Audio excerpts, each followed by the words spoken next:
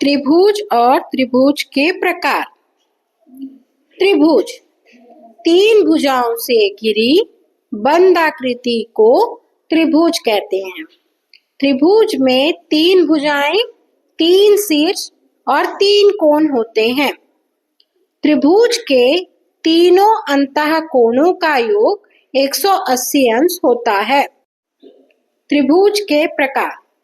त्रिभुज के प्रकार भुजाओं के आधार पर तीन प्रकार के होते हैं। पहला, समबाहु त्रिभुज।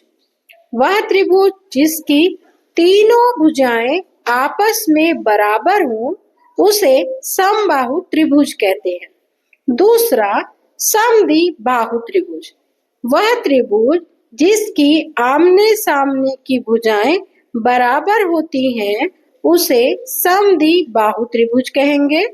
और तीसरा होता है विषम बाहु त्रिभुज। वह त्रिभुज जिसकी कोई भी भुजा आपस में बराबर ना हो उसे विषम बाहु त्रिभुज कहते हैं। अब हम देखेंगे कोणों के आधार पर त्रिभुज के प्रकारों को। कोणों के आधार पर त्रिभुज के तीन प्रकार होते हैं। पहला, न्यून कोण त्रिभुज।